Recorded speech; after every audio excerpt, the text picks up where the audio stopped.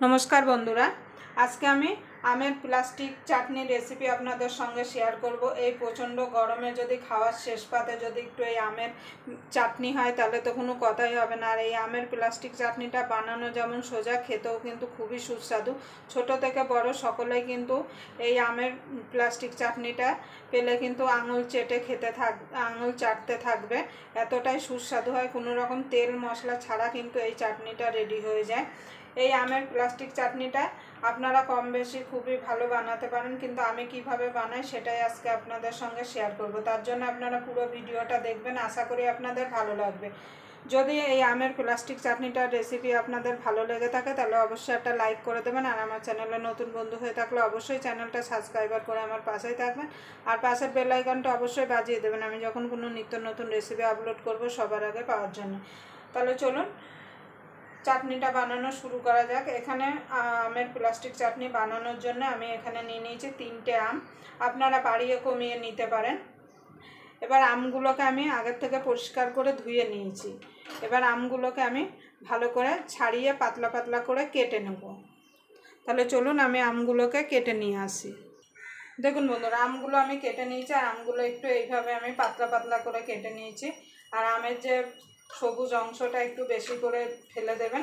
এবার আমগুলোকে আমি ভালো করে জল দিয়ে 2-3 বার ধুয়ে নেব, কেন আমের ভিতর কিন্তু অনেক কষ থাকে। এইভাবে আমি 2-3 বার জল পাল্টে ধুয়ে নেব। দেখুন বন্ধুরা, আমগুলো আমি পরিষ্কার করে ধুয়ে নিয়েছি। এখানে একটা কড়াই বসিয়ে দেবো গ্যাসে। দেখুন বন্ধুরা, দিয়ে দেবো 1 বাটি চিনি। 500 আমের জন্য লাগবে 250 চিনি। এবার দিয়ে দেবো 1/2 বাটি জল, দিয়ে গ্যাসটা ধরিয়ে দেবো। ধরিয়ে চিনিটা গলা পর্যন্ত অপেক্ষা করব। দেখুন বন্ধুরা, চিনিটা গলে গেছে। এবার আমটা দিয়ে দেবো।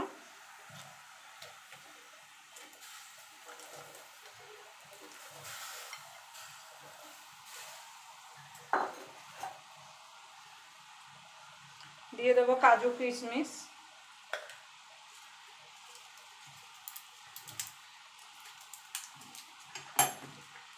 একটা তেজপাতা,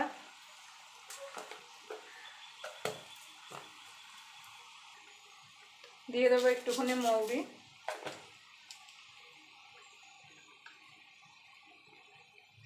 1 চিমটি নুন। যে কোনো মিষ্টি জিনিসে নুন দিলে কিন্তু খেতে ভালো লাগে। এবার মিশিয়ে দেবো। মিশিয়ে এটাকে আমি গ্যাসটা লো টু মিডিয়ামে রেখে 10 মিনিট এটাকে আমি রান্না করে নেব।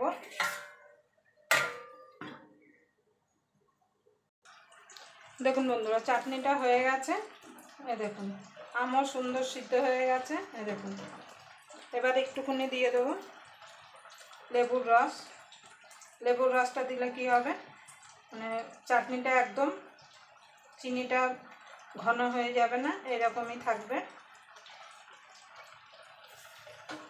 নাহলে ঠান্ডা হলে কিন্তু একদম ঘন হয়ে যাবে, তখন কিন্তু খেতে ভালো লাগবে না। এবার আমি গ্যাসটাকে নিভিয়ে এটাকে মিনিট 2 ঢাকা দিয়ে রাখবো।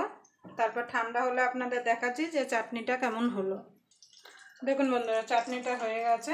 এবার আমি নামিয়ে দেবো। দেখুন কত সুন্দর হয়েছে চাটনিটা।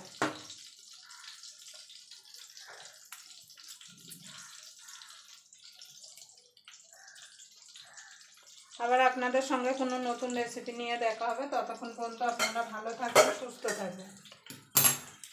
দেখুন।